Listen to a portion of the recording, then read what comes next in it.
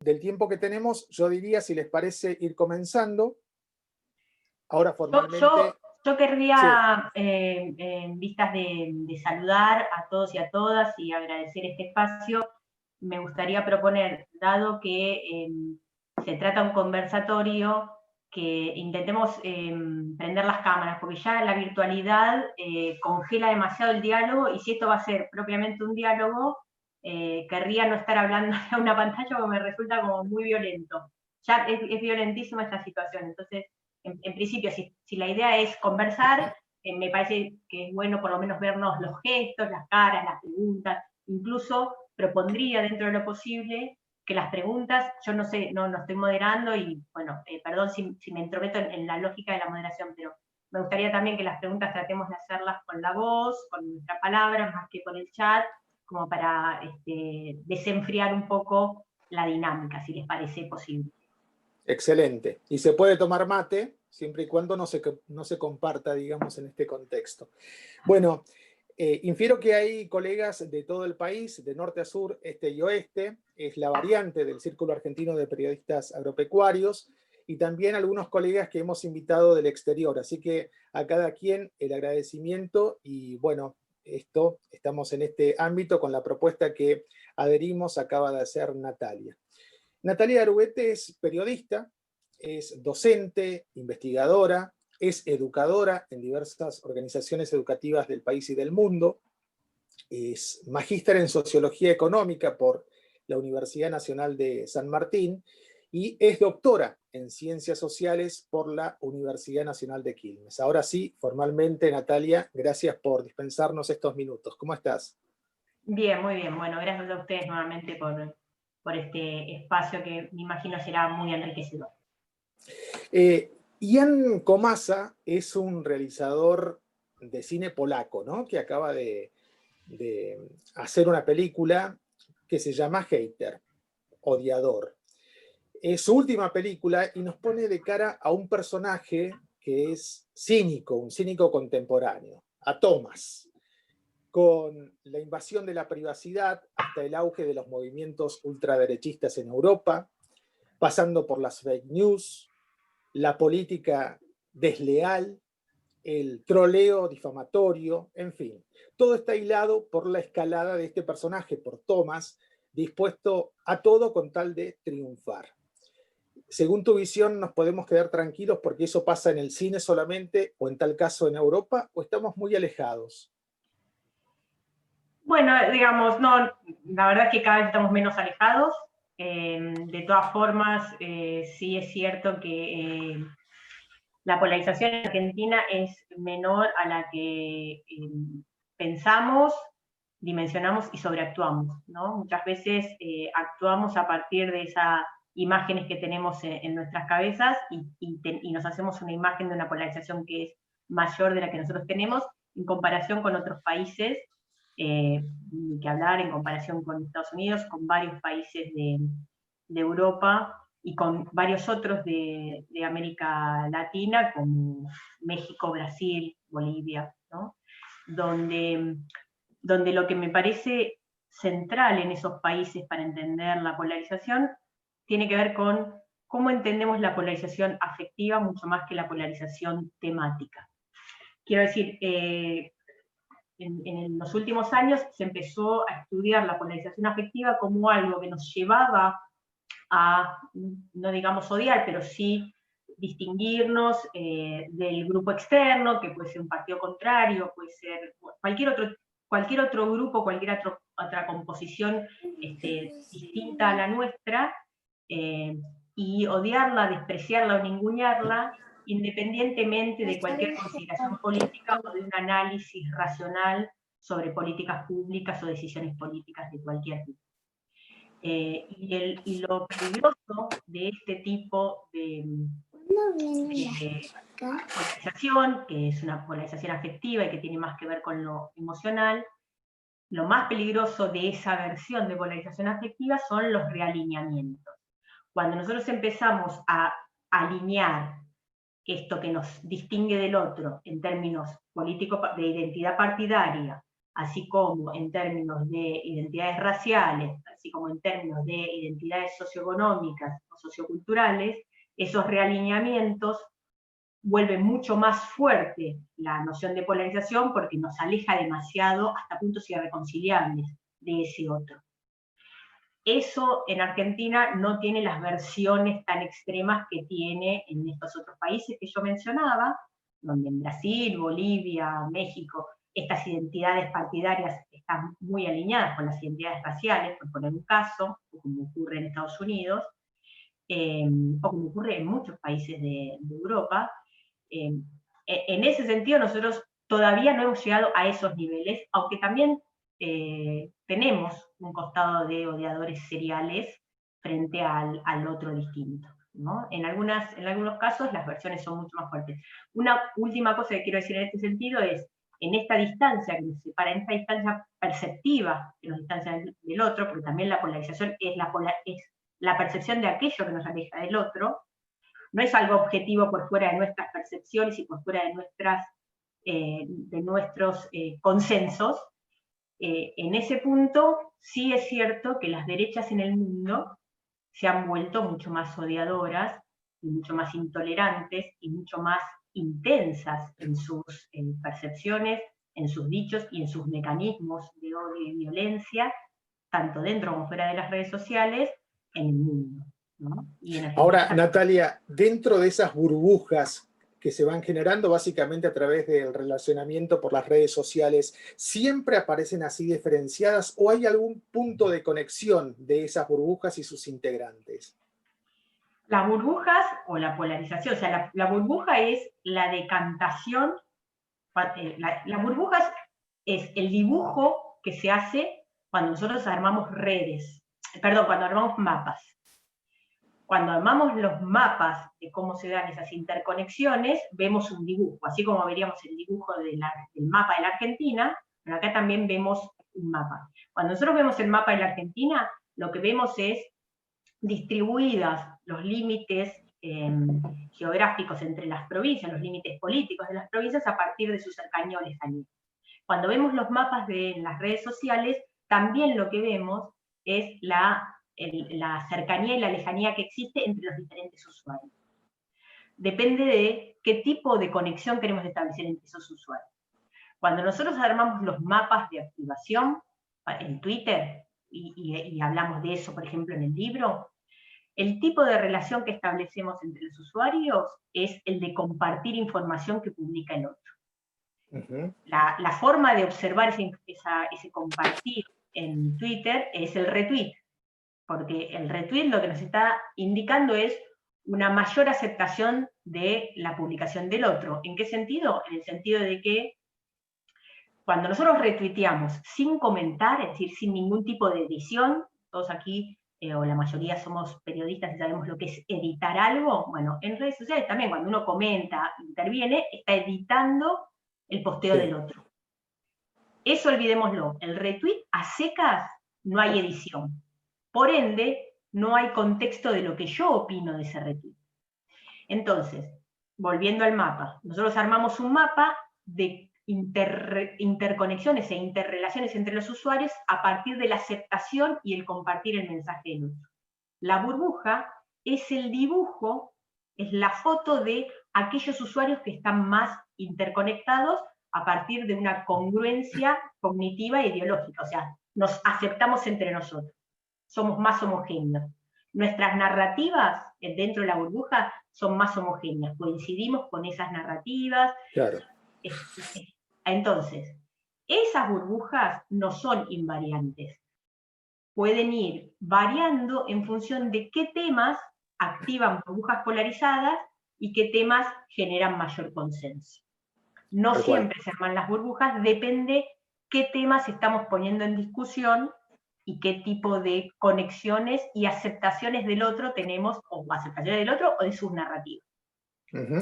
Recuerdo que estamos en un conversatorio y como lo ha propuesto Natalia, quien quiera participar simplemente levanta la mano o sabe cómo hacerse ver en el marco de la virtualidad. Hablabas de tu libro, quiero recomendarlo fervorosamente, un libro que no has escrito sola, ¿no? Que has escrito con el politólogo Ernesto Calvo, que tiene que ver con las fake news, controls. No está Burbujas acá, pero sí en el último capítulo introducen ese concepto y los otros encantos. Esta palabra, fake news, que la traducción más cercana es noticias falsas. Muchos dicen hoy por hoy, más aún en la academia, que ni siquiera son noticias. Pero ¿por qué son tan poderosas y utilizadas según tu visión? Puedo responder esa pregunta, pero creo que también había alguien que había levantado la mano. Respondo primero eso. En realidad, para nosotros, fake news no tiene como traducción noticias falsas, porque políticamente no significan lo mismo. Hay en Estados Unidos muchos investigadores distinguen entre disinformation y misinformation. Y estas dos variantes están trazadas y se distinguen por el objetivo político que tiene una de esas versiones. Cuando nosotros traemos esta distinción al término fake news, lo distinguimos de noticias falsas. Para nosotros no es lo mismo, para nosotros no creamos esa distinción, sino que nos adherimos a otros autores que hablan de eso. Noticias falsas para nosotros tiene que ver con el contenido falso. No me animaría a decir que cuando hay alguna falsedad dentro del contenido, alguna tergiversación o alguna descontextualización, eso no sea noticia, porque en realidad me imagino que todos que estamos aquí como periodistas quedamos dentro de las generales de la ley, y más de una vez hemos cometido algún error involuntario de descontextualización, tergiversación o confianza en alguna fuente que nos dio una información que no era, o por una falta de tiempo o de posibilidad de chequeo. O sea, la falta de posibilidad de chequeo, sobre todo en un momento como este, donde nuestra labor está tan precarizada, es lo más común para incurrir en falsedad. La otra cuestión que explica, y también estamos todos dentro de las generales de la ley, es lo que se llama sesgo cognitivo o sesgo de confirmación. El sesgo de confirmación, que no tiene que ver con la voluntad de generar un daño, nos puede llevar a atar cabos y a sacar conclusiones y a reunir evidencia que sea coherente con lo que nosotros ya fuimos presumiendo que explicaba cualquier evento, ¿no? Esos sesgos cognitivos a veces, muchas veces, nos llevan a incurrir en algunas descontextualizaciones o incluso falsedades, y allí es donde nosotros analizamos el contenido como noticia falsa, no por voluntad de generar un daño. La fake news es una estrategia política para generar un daño o eventualmente para dar relevancia a un tema que para mí, o para mi grupo, o que para mi partido, sea beneficioso. O sea, yo tener reputación en un tema y que elevar ese tema en la agenda a mí me haga sentir más confortable para poder disputar el poder simbólico, que finalmente es como el espíritu de lo que nosotros estamos indagando desde hace muchos años. Digamos. ¿Quién disputa el poder simbólico y con qué herramientas?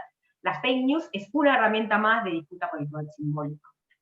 Bien, pido asistencia y ayuda a Adi. Adi es Adalberto Rossi, nuestro presidente. Creo que Elida es quien quería hacer un aporte. Sí, Elida, ¿cómo estás? Adelante. Muy bien, buenas tardes para todos. Bueno, tomando esta idea de fake news y de desinformación y de mala información, hay una cuestión que por ahí nosotros tomamos a la noticia como el global o una nota falsa o un tema falso, pero cuando el tema es real, muchas veces adentro de los mensajes hay datos falsos o datos que diversifican la información. O sea, el global o lo que hace la mayoría de nuestros lectores es leer título, con suerte el copete, ahí se queda con un dato que puede ser falso o no, pero quien lee adentro y quien no conoce el tema, por ahí no se da cuenta que adentro hay datos falsos y que esto obviamente que tiene una tendencia o política o económica, un beneficio para algún segmento.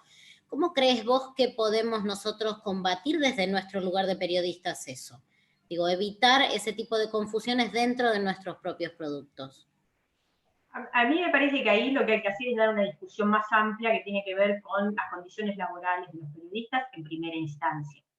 ¿Por qué digo esto? Porque si no caemos en una cuestión de resolver con la voluntad del periodista de hacer el bien el periodista de buscar la buena información, y muchas veces, y me parece además que lo peligroso de eso es que nosotros creamos que las noticias son reflejo de la realidad. O sea, las noticias son construcciones, donde vos podés incorporar ese dato que era falso o dejarlo fuera y decidir incorporar otro. Seguramente si vos incorporás un dato, alguno queda fuera.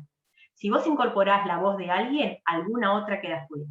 Más aún, vos podés incorporar la voz de dos fuentes y que una de esas fuentes sienta que vos no reflejaste lo que esa fuente te quiso expresar. Y no lo reflejás porque ahí lo que hay es tu visión de esa realidad donde vos hiciste un recorte. Esto no es nuevo, esto lo decían autores en la década del 20 del siglo pasado. Nosotros hacemos recortes de la realidad y en esos recortes de la realidad hacemos mapas políticos. Los periodistas, los editores hacemos mapas políticos a diferencia de los cartógrafos. Seleccionamos e incluimos información, ya la propia selección de aquello que es importante significa un recorte, porque estamos dejando cosas afuera que, ¿por qué no serían importantes? Digamos, eso también es una discusión más global, política, etc. Entonces, yo me animaría a poner en discusión la cuestión de que hay posibilidades de llegar a una verdad última que refleje toda la realidad, porque no hay tal posibilidad porque somos sujetos culturales. En ese punto, por supuesto que cuando hay una operación política, para mí es un gran problema, porque ahí hay una operación que tiene como intención hacer el mal. Pero también nosotros decidimos a quién le damos relevancia en la agenda periodística cuando hablamos de cuestiones agropecuarias. ¿Qué actores son los importantes para entrar en nuestra agenda? Nos hicimos esa pregunta, o sea, a mí me preocupa más esa pregunta porque me parece más basal que preguntarnos cuando pusimos bien o mal un dato. No porque no nos tengamos que preguntar cuando ponemos bien o mal un dato, sino porque no vamos a poder llegar a las verdades últimas que expliquen la realidad, no tenemos esa capacidad. Más allá de que fuimos construyendo una legitimidad y un consenso a lo largo de las décadas de las décadas de las décadas de las décadas, donde supuestamente el periodista tenía más herramientas para no incurrir en tergiversaciones involuntarias que cualquier otro ciudadano. Pero todos tenemos sesgos cognitivos, y en esos sesgos cognitivos elegimos cosas que incluimos en la agenda, y hay otros, en general son los más perjudicados, que quedan fuera. Entonces, ¿a quién le damos voz? A ver, yo no sé mucho de periodismo relacionado con el agro, pero estudié mucho sobre coberturas de noticias de delito, inseguridad y violencia. Y hay algo que querría compartir con ustedes, porque me parece que nos permite desarticular un mito de la equidad y el equilibrio de fuentes. Muchas veces en términos deontológicos se dice, necesitamos constatar 3 fuentes, porque con eso llegamos a no sé, o sea, no termino de explicarme a qué llegaríamos con eso. Vamos a suponer que ponemos 8 fuentes. ¿De qué lado son esas 8 fuentes? Más aún, vamos a suponer que ponemos 4 fuentes de un lado y 4 fuentes del otro. ¿Cuán garantizado tienen las fuentes de un lado y del otro que lo que ellos quieren expresar va a tener peso en nuestras notas? Vamos a suponer que la mayor cantidad de fuentes que aparecen en las coberturas que nosotros hacemos de noticias de delito son familiares de los presuntos delincuentes. ¿Cuán garantizado tienen esos familiares de los presuntos delincuentes de que van a tener un cuidado noticioso, de que van a tener nombre y apellido, y no que van a ser joven delincuente o malviviente, o cuando todavía la justicia no dijo nada? Entonces, muchas veces esta justicia mediática es un problema mucho más amplio que preguntarnos si pusimos bien un dato o no pusimos bien un dato, porque estamos juzgando. Entonces, me parece que tenemos una buena oportunidad, ahora que hay tanta incomodidad en lo que nos está pasando en nuestra profesión periodística, por las condiciones con las que trabajamos, de preguntarnos cosas más profundas. ¿A quién le estamos dando voz en nuestras agendas? Y las fake news, o las noticias falsas, son consecuencia de esa pregunta. Son una expresión de esa pregunta, pero no son la causa. Está abierta la posibilidad de hacer dudas y consultas. Natalia, para quienes cursamos la carrera de comunicación a finales de los 90, el libro de la teoría de la acción comunicativa de Habermas era duro, era difícil de asimilarlo, pero hay algo que él remarcaba o remarca en esa teoría que tiene que ver con el entendimiento, ¿no? Dice Habermas, si mal no me equivoco, si mal no digo, que el telos inmanente del lenguaje es el entendimiento, es decir, que deberíamos velar por el entendimiento. Y desde ahí te pregunto, ¿qué pasa cuando no hay esa intencionalidad? Cuando quien emite el mensaje a través de una fake news o a través de las redes sociales potencia eso y demás, pero no tiene la intención.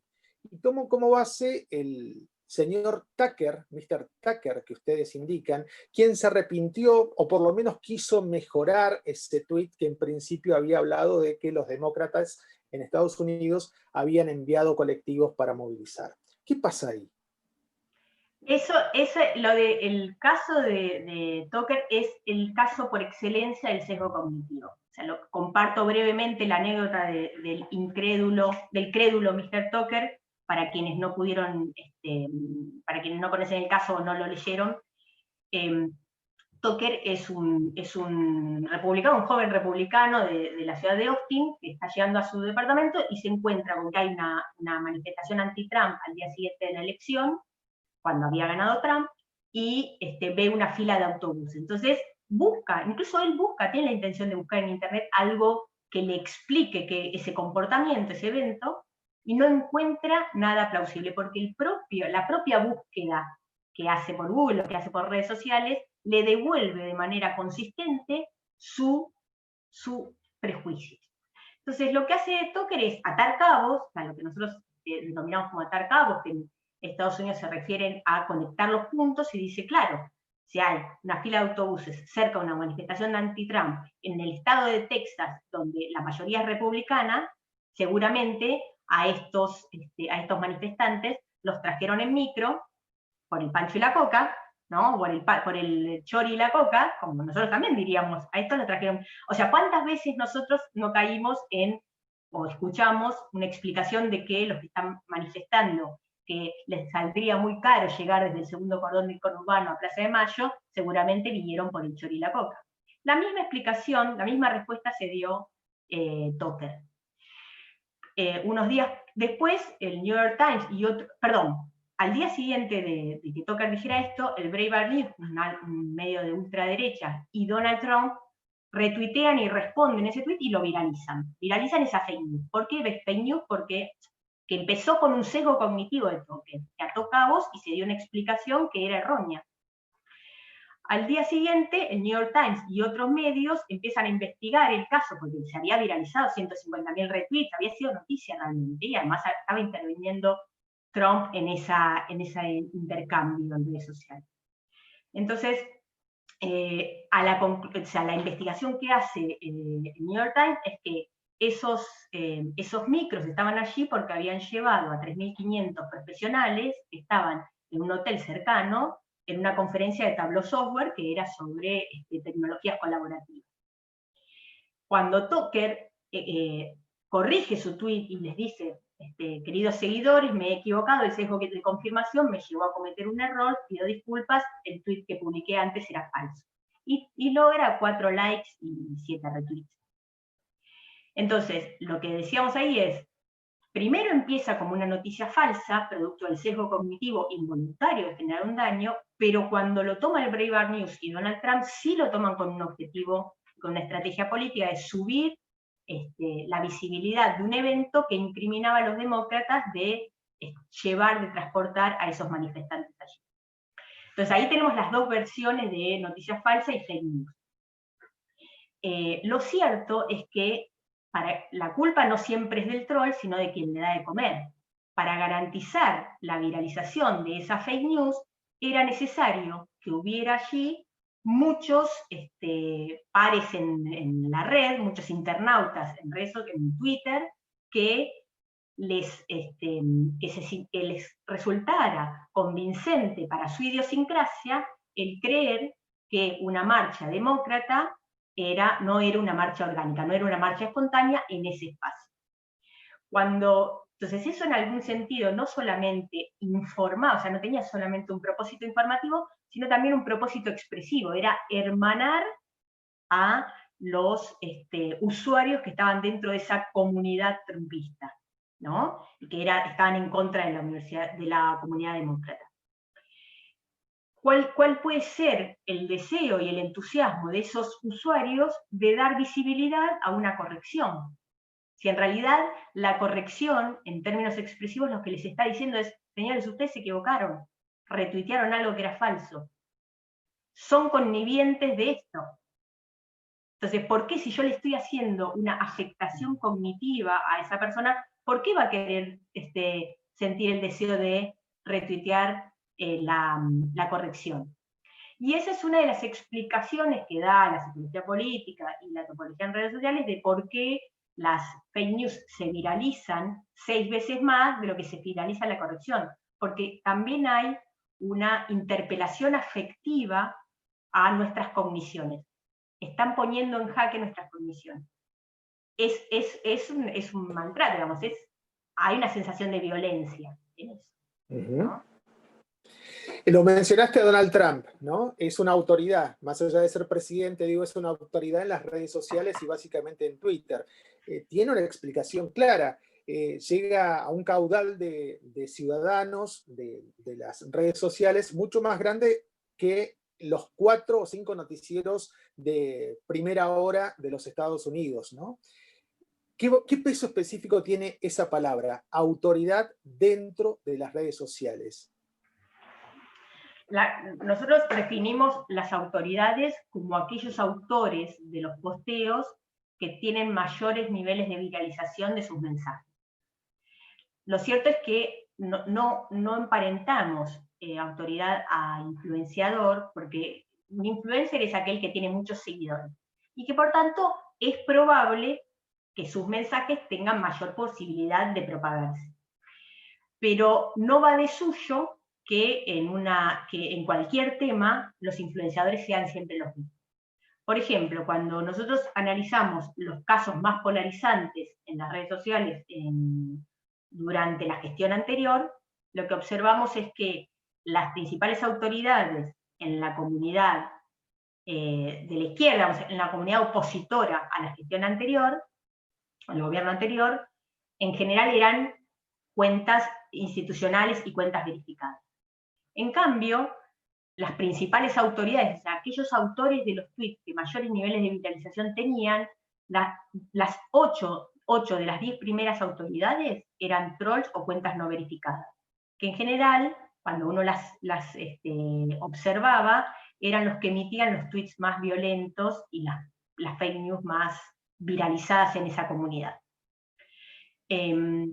En cambio, en el caso de los eventos que llevaron a cabo agendas de género, como fue la discusión alrededor de la legalización del aborto, Mirá cómo nos ponemos, o Ni Una Menos, al mismo tiempo que esas conversaciones se despolarizaron, porque no se conformaron 2 burbujas polarizadas, sino que se armó una gran burbuja a la izquierda, que era la que llevaba a cabo los encuadres pro derecho, en el caso de aborto, o los encuadres de género en el caso de Mirá cómo nos ponemos.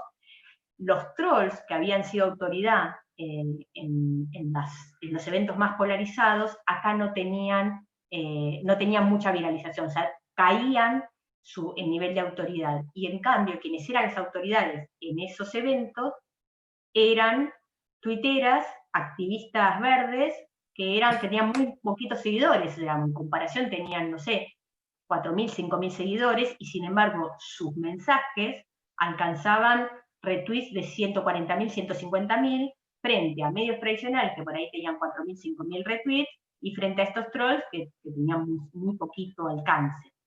Entonces, esto para confirmar lo que decía en la primera pregunta, no solamente que no todos los temas polarizan, y a eso nos referimos con los otros encantos, sino que también las redes, si hay una formación política, también pueden generar una agenda desde abajo. Yo me acuerdo algo muy, muy, muy interesante. Fue muy chiquito el evento, pero lo cuento porque a varios de ustedes, imagino que a la mayoría de ustedes, les debe resonar ese caso. ¿Se acuerdan cuando fue lo de los trabajadores de la tierra? Cuando fue lo de la berenjena, que se quiso hacer un verdurazo, y hubo una represión muy fuerte. ¿Se acuerdan? Eso fue hace fue un verano, este verano no, el anterior. 2 años atrás, sí. Bueno, ¿se acuerdan que había una anciana que se agachó a agarrar la berenjena porque había ido al verdurazo a conseguir a precio justo la verdura? Sí. En ese caso, ¿qué hicieron los trabajadores de la tierra? Por redes sociales empezaron a pedir, por favor, localizar a esa señora, porque querían darle la comida. Lo que lograron es un encuadre que había sido un encuadre de represión y que en los medios, en gran parte de los medios, había sido un evento que había sido presentado como un delito ante la autoridad, digamos, como una suerte de desacato ante la autoridad, porque no se fueron de ahí, lo transformaron y lograron convertirlo en un encuadre de precio justo, donde lo que querían era que le llegara a gente como esa señora un precio justo. Y la encontraron. Entonces, también las redes sociales pueden generar transformaciones si hay una propuesta política detrás. La pregunta que nos tenemos que hacer, más allá de las fake news, es ¿cuántos periodistas retrataron eso? ¿Cuántos periodistas lograron entender ese cambio de encuadre, ese contraencuadre? ¿Cuántos periodistas lograron convertir algo que había inicialmente, en términos hegemónicos, era presentado como un delito, presentarlo como una propuesta económica, socioeconómica, de la comida, ¿no? Entonces, es importante e interesante lo que quería decir que es importante e interesante lo que planteas, porque incluso las personas que nos hemos formado, no tan solo en la academia, sino también en las redacciones, tenemos ese casete puesto desde la otra visión, ¿no? Tal vez lo espectacular. Quiero volver a ese tema sobre el final, porque ya estamos dando la vuelta y Natalia tiene otros compromisos, pero antes te propongo ir a Mendoza. No sé si conoces la tierra mendocina, pero el amigo Adrián Alonso sé que tiene algo para aportar, para decir, para consultar. Adrián, te escuchamos. Sí, hola, interesantísimo, Natalia, la pregunta. Y bueno, mi consulta es cómo comercializa un troll sus servicios y cuánto gana por esos servicios. A ver si me cuestiono la vocación. Y en función de esto que es justamente lo que venías diciendo, me encantó esa disonancia que estableciste ahí, que no muchos de los periodistas reaccionamos con la misma velocidad que un tuitero o algunos de estos chicos que están ejerciendo esta tarea, ¿no? Así que esa era mi pregunta. Desde San Juan, te aclaro por la... Sí, dije mal. San Juan. ¿Cómo? Que dije mal. Dije Mendoza y está en San Juan. Okay. La República Separatista de San Juan, perdón. Ok. Cuando hay una estrategia de desinformación, que es una estrategia política, no hay solamente trolls pagos. Lo que menos hay es trolls pagos. En general, lo que nosotros hemos visto en las estrategias de desinformación y de violencia en redes que se hicieron en el marco de la pandemia, lo que hubo es algunos trolls, que en general son trolls bastante orgánicos, digamos, son trolls que entendemos están trabajando orgánicamente con la gran burbuja de la derecha en la Argentina, dentro de la cual están fundamentalmente los partidos de derecha, que son además los mismos trolls que cuando durante el gobierno anterior había que barrer el escenario discursivo, salían a violentar muy fuertemente a los contrincantes. Esos son una de las patas. Las otras patas es, porque los vamos viendo en las cuentas que van respondiendo y abonando a ese tipo de desinformación. son aparato político de medio rango, digamos, no son las figuras más sobresalientes, pero hay una división de tarea de quiénes tienen que salir a hacer el trabajo sucio, o sea que hay mucho aparato político. Hay también una nueva versión que está siendo cada vez más intensa, que es lo que llamamos las fake news mills, que son como medios apócrifos que se disfrazan de medios, y entonces usan la idea de cierta noticiabilidad para hacer noticias falsas a granel. No sé, el año pasado, durante las elecciones, estaba Info en 140, que generaba permanentemente fake news. Durante la pandemia nos encontramos con Infomedia, digamos, son todas estas, pero también muchas veces quienes participan de estas operaciones, no digo que voluntariamente, pero que de alguna forma abonan a estas tergiversaciones, son medios tradicionales profundamente reputados. Cuando fue lo de Villa Azul, tal vez a algunos les suena, o sea, no todos son de acá del AMBA, pero les debe sonar, fue cuando fue la explosión de 50 casos muy al comienzo de la pandemia, en una villa que queda en Quilmes. Hubo una operación de fake news, pero profundísima. En esa operación estuvieron estos trolls, que eran los mismos trolls orgánicos de la actual oposición, mucho aparato político,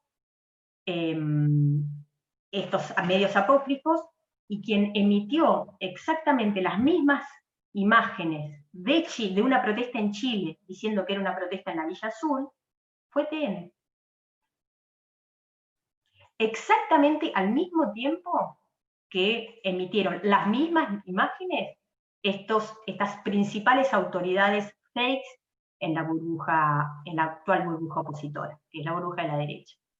Entonces, pensar las operaciones de fake news solamente como trolls pagos que están jugando detrás de una computadora es un inconveniente, es una inconveniencia importante, más allá de que es erróneo, es políticamente inconveniente porque nos deja sin estructura para afrontar estas situaciones, ¿no?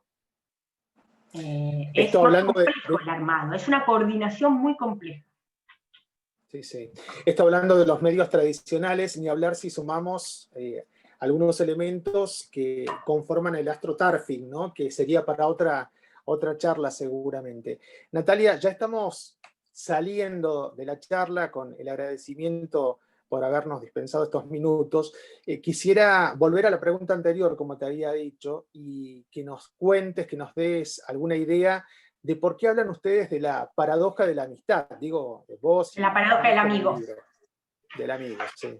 La paradoja del amigo, que en realidad últimamente la estamos desarmando porque no nos está cerrando con los últimos experimentos que estamos haciendo. La paradoja del amigo tiene está teniendo menos peso que la que hemos visto en redes sociales. Es importante necesitas una digresión técnica para poder explicar la paradoja del amigo. Cuando nosotros hacemos nuestros análisis tenemos dos formas de recoger los datos. Una es los datos observacionales, que es lo que todos conocemos como Big Data, que es cuando recogemos los grandes datos que están circulando en las redes sociales. Frente a las burbujas y frente a los algoritmos, esos datos que recogemos tienen una segregación que no siempre tiene que ver con lo que piensa el usuario de a pie. Porque no todos los usuarios tenemos posibilidad de encontrarnos con todos los mensajes que circulan en redes sociales, porque los algoritmos distribuyen los mensajes, entonces yo no sé lo que haría si me encontrara consistentemente todos los días, con mensajes de Patricia Bullrich o Mauricio Macri. No sé qué me pasaría porque no me los encuentro, porque estoy en otra burbuja. Cuando hacemos los datos experimentales, lo que hacemos es hacer experimentos de encuesta. Entonces, en esos experimentos de encuesta sí hay una muestra aleatoria. Y todos los encuestados tienen el 50% de probabilidades de encontrarse o no encontrarse con un mensaje de Patricia Bullrich o uno de Sabina Frederick, ¿no?